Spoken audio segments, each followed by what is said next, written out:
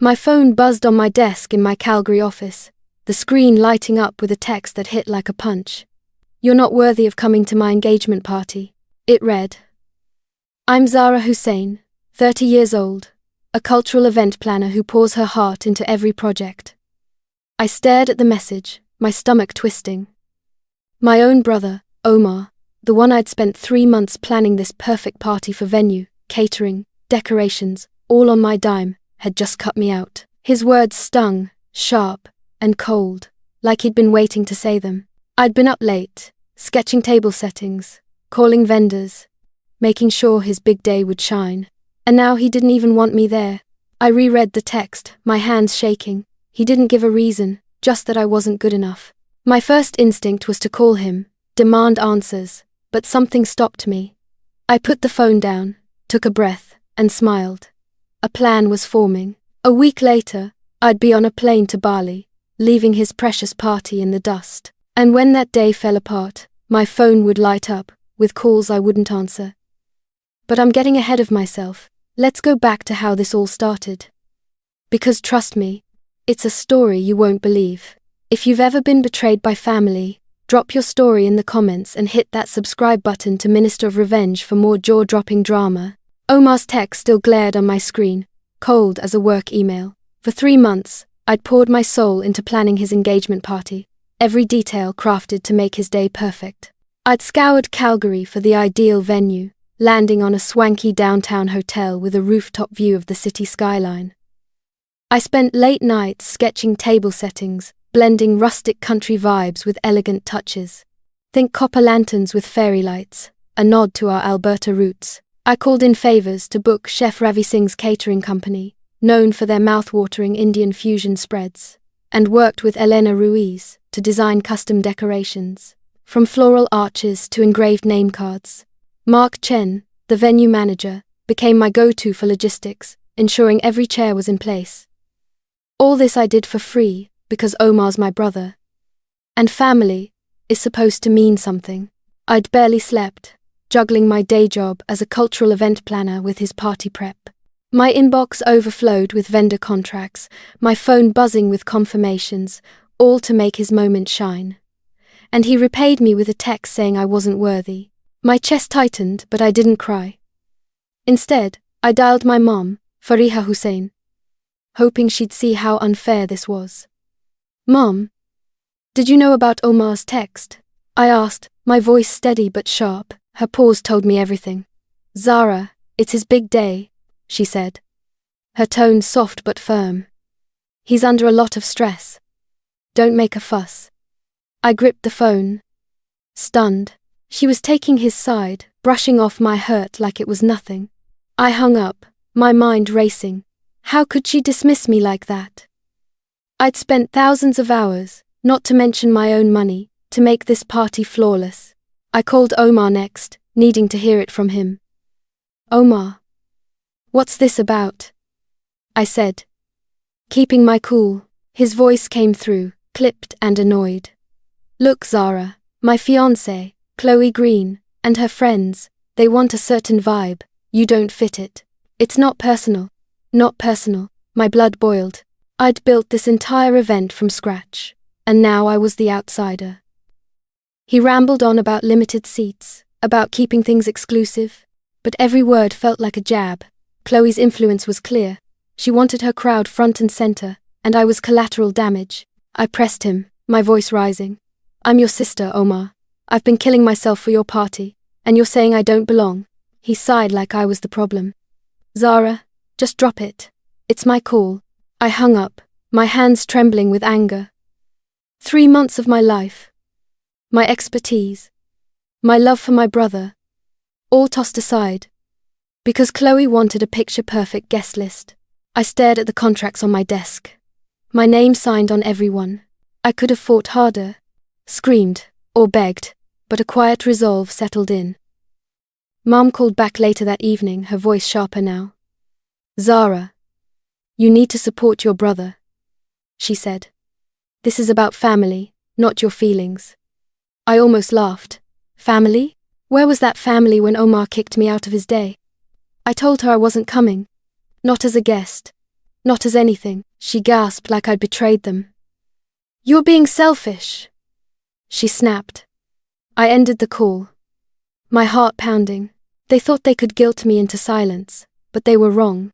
I wasn't just going to sit back and take it. 3 days after my fight with Mum, my dad, Bilal Hussein, called while I was sorting through vendor invoices at my Calgary office. His voice crackled through the phone, calm but edged with expectation. Zara, we need to talk about the engagement gift, he said. I froze, already sensing where this was going. He explained that my brother and his fiancée were expecting a big gesture, a $4,500 contribution toward a luxury honeymoon for them. My jaw clenched. I'd already sunk countless hours and my own cash into their party, and now they wanted more. Dad, I'm not paying for that, I said, my tone flat but firm. I've done enough. His voice hardened. Zara, this is for family. You can't just opt out. I gripped the edge of my desk, trying to stay composed. He went on saying my brother deserved this, that I should be proud to help. Proud, after being told I wasn't good enough to even show up. I pushed back. Dad, I'm not giving a dime when I'm not even welcome at the party. He scoffed, like I was being petty. You're making this harder than it needs to be, he said. Just do your part.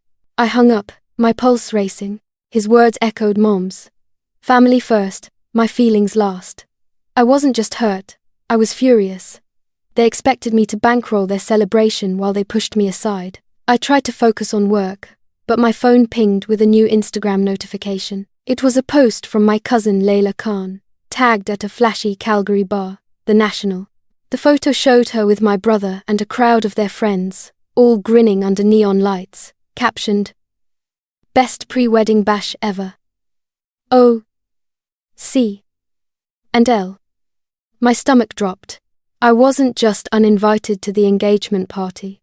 I was out of the entire inner circle. Layla hadn't even mentioned me, not a text, not a call. I clicked through the story, watching clips of them toasting, laughing, planning the big day I'd built from the ground up. Every smile felt like a slap. I'd spent months making their moment perfect, and they were partying without a single thought of me. I messaged Layla, keeping it short. Hey, saw your post. Was I supposed to be there? Her reply came fast, too casual.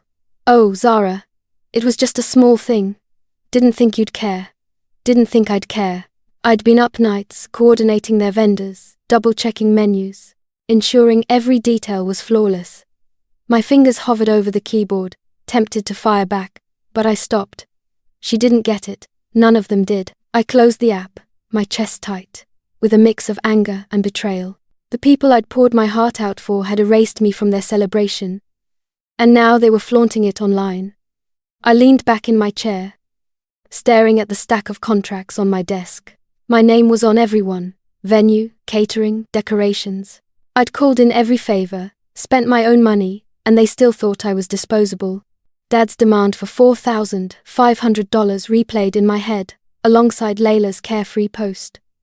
They weren't just excluding me, they were milking me for everything I had. I wasn't going to let them guilt me into compliance. I'd done more than enough, and they'd made it clear I didn't belong. A decision was forming, one I hadn't fully admitted to myself yet. I wasn't going to beg for their approval. I was going to take control.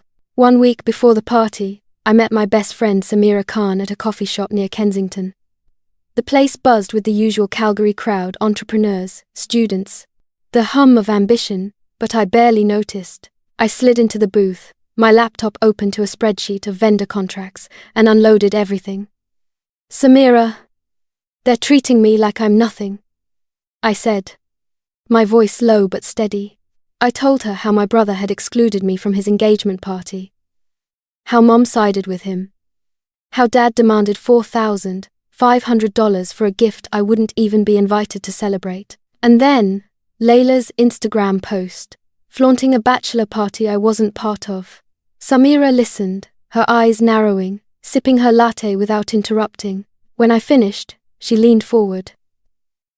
You've been running yourself ragged for them. Why are you still managing their party? I hesitated. It hadn't occurred to me to walk away. Not fully. I'd been so caught up in proving my worth and holding on to family that I hadn't considered stopping. Samira pointed at my laptop. You signed those contracts, right? With Mark Chen, the venue manager, Chef Ravi Singh, the caterer, Elena Ruiz, the decorator. I nodded. Every agreement had my name on it, my reputation backing it. Then you have the power, she said, her voice sharp. You don't owe them anything. Let your brother figure it out. Her words hit like a spark. I'd spent months coordinating every detail, Mark confirming the rooftop setup, Ravi finalizing the Indian fusion menu, Elena sketching floral designs. I'd done it all out of love, but love wasn't what I got back. Samira was right. I didn't have to keep carrying their weight. I opened my email, my fingers hovering over the keyboard. What if I just stop? I said, testing the idea. Samira grinned. Exactly. Let them deal with the mess. You deserve better. I felt a rush of clarity. Like a fog lifting. I wasn't going to beg for a seat at a table that didn't want me. I drafted emails to Mark, Ravi, and Elena, keeping it professional but firm. I explained I was stepping back from managing the event due to personal reasons, and that my brother would take over. I didn't owe them an explanation, but I wanted to protect my professional ties. Mark replied almost instantly. Confused. Zara, you're the glue here. You sure about this? I was. Ravi called, his voice worried. We're on track because of you. He's not ready for this. I thanked her, but held my ground. Elena texted, asking if I was okay. I didn't reply. My decision was final. That night, I sat at my apartment staring at my phone. No calls from my family, no apologies, just silence. I opened a travel site and searched for flights to Ubud, Bali. The idea had been lingering since that first text, but now it felt real. I wasn't just running away, I was choosing myself. I found a flight leaving Calgary the morning of the party, landing in Denpasar by afternoon. I pictured myself on Ubud Beach, far from the chaos I was about to unleash. My finger hovered over the book button, my heart pounding with a mix of defiance and freedom. I clicked it. The confirmation email pinged, locking in my escape. I called Samira to tell her. I'm out, I said, my voice lighter than it had been in weeks. I'm going to Bali. She laughed, triumphant. Good for you, Zara. Let them figure out their own party. I hung up, feeling a weight lift. My family thought they could use me and toss me aside. But I was done playing their game. I wasn't just stepping back. I was walking away, leaving them to face the consequences of their choices. My phone stayed quiet, but I knew that wouldn't last. They'd realize soon enough what they'd lost. The morning of the party, I sat at Calgary International Airport sipping coffee. My boarding pass for Denpasar was tucked in my pocket, my suitcase packed for Ubud. The terminal buzzed with travelers, but I felt calm, almost weightless, knowing I'd walked away from my brother's chaos. I'd handed over the reins, and now it was his mess to handle. My phone stayed silent. No apologies, no last-minute pleas from my family. I wasn't surprised. They'd taken me for granted, and I was done waiting for them to care. Back in Calgary, the rooftop venue was unraveling. Mark Chen, the venue manager, called my brother early that morning, his voice tight with frustration.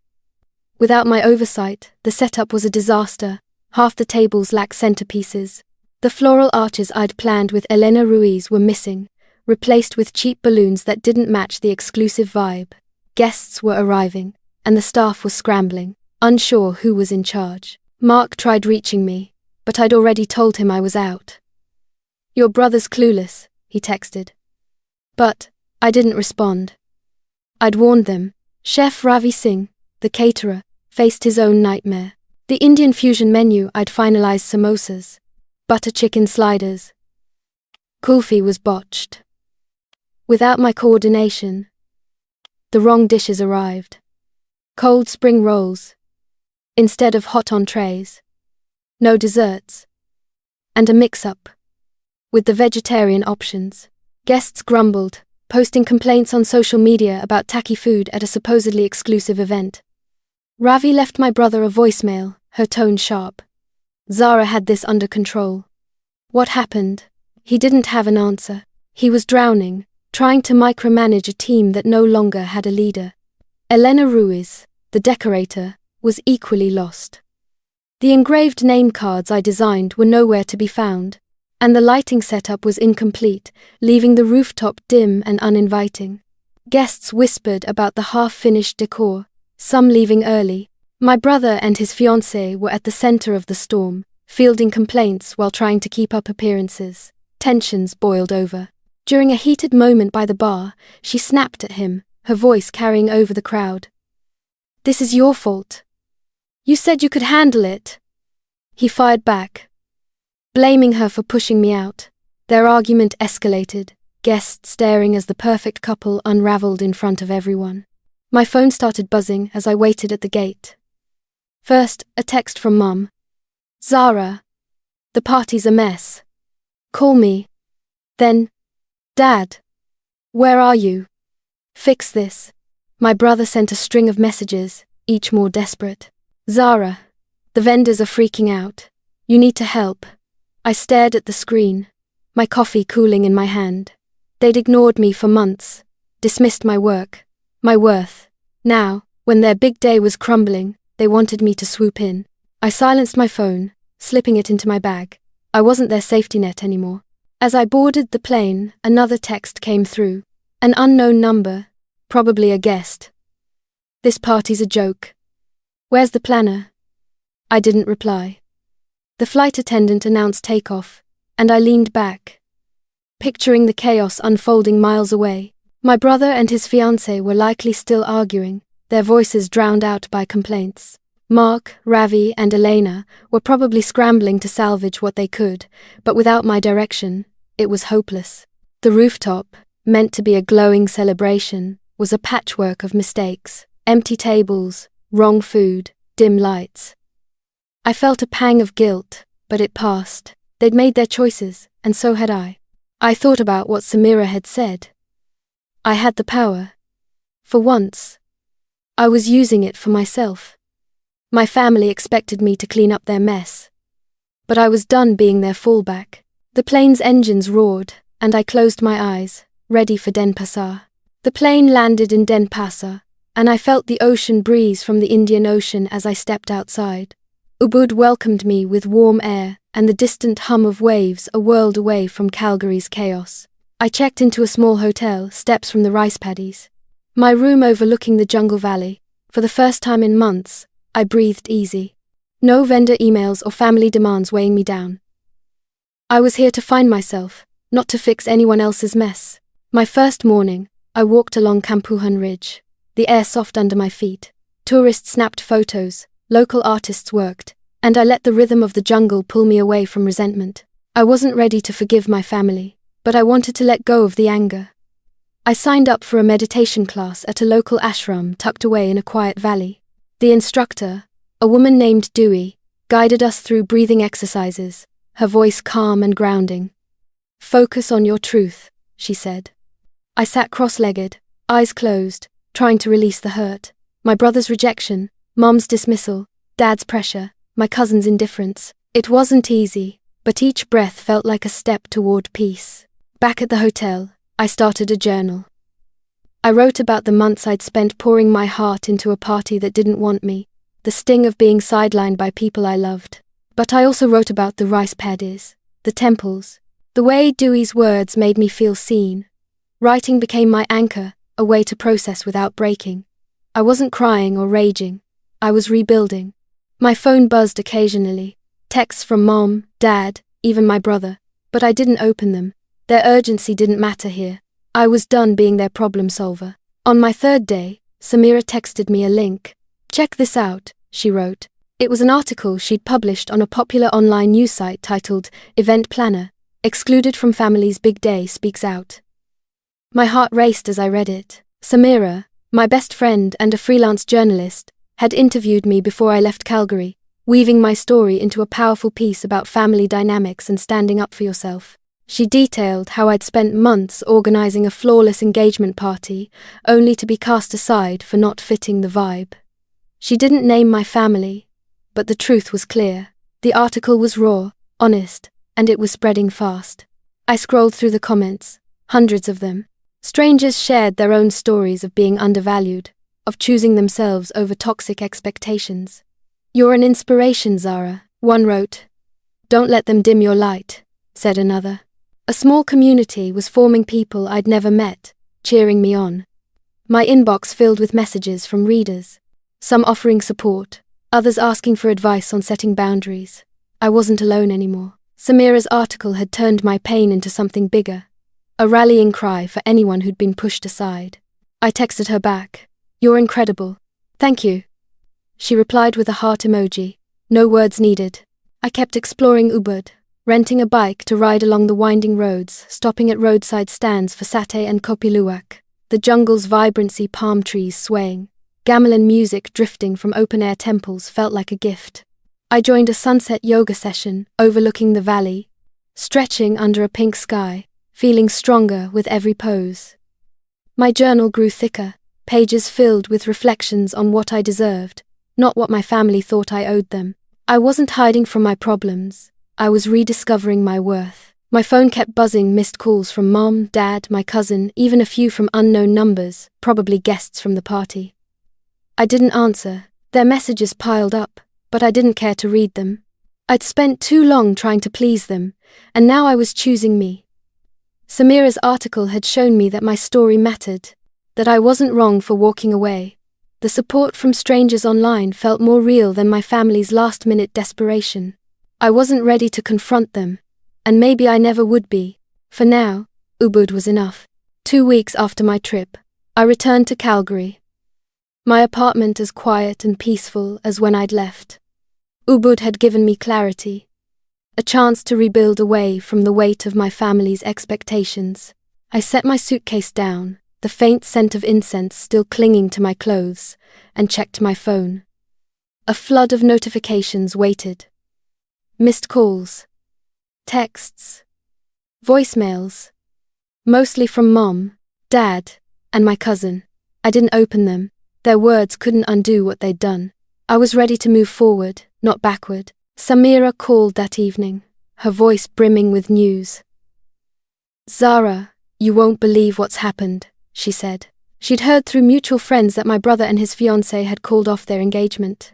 The disastrous party had been the breaking point, guests complaining about the lackluster setup, the wrong food, the dim lighting. Their argument that night, raw and public, exposed cracks that couldn't be mended. Chloe had walked out, blaming my brother for mishandling everything, while he blamed her for pushing me away. I listened, my heart steady, not surprised. They'd built their celebration on my work, then discarded me. Now they were facing the fallout. I didn't feel joy at their split, but I didn't feel guilt either. I'd given them everything, my time, my skills, my heart, and they'd thrown it away. Samira asked if I wanted to reach out, maybe talk to my brother. I shook my head, though she couldn't see it. "No," I said, "I'm done trying to fix things." She didn't push, just said she was proud of me. Her support, unlike my family's, was unwavering, a reminder of what real loyalty looked like. My family kept trying to reach me. Mom left voicemails, her tone softer now, asking to meet.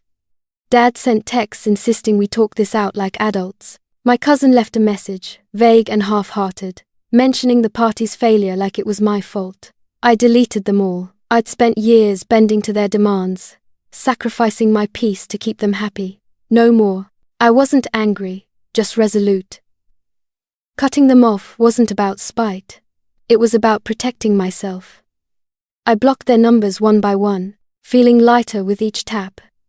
My apartment, once a place of stress and vendor calls, became my sanctuary. Samira's articles, still circulating online, changed everything. My inbox overflowed with inquiries from event planners across Calgary. Impressed by my story and my work, a local winter festival organizer wanted me to coordinate their spring event. A couple planning a wedding reached out, inspired by how I'd stood up for myself. Even a corporate client hosting a gala downtown asked for a consultation. I met them at a sleek office near the Bow River, pitching ideas for elegant setups with a global twist. They signed a contract on the spot, my biggest yet. Samira's words had turned my pain into opportunity, proving my worth to a world beyond my family. I started journaling again, not about hurt, but about growth. I wrote about the strength it took to walk away, to choose myself over people who didn't see my value. Each new contract felt like a validation, not just of my skills, but of my decision to stop begging for approval. I wasn't the same Zara who'd spent months on a party that didn't want her. I was someone who knew her worth, who built boundaries stronger than any floral arch I'd ever designed. Looking back, I saw the lesson clearly. Respecting myself meant letting go of those who didn't, family or not. My brother, mum, dad, my cousin, they'd expected me to carry their weight, to stay silent when they pushed me out. I tried to be the perfect daughter, the perfect sister, but perfection came at too high a cost. Walking away wasn't easy, but it was right. I didn't need their validation anymore. I had my work, my story, and a community of strangers who'd lifted me up when my family wouldn't. Self-respect, I learned, was the foundation of everything else. Without it, I'd still be chasing their approval, losing myself in the process.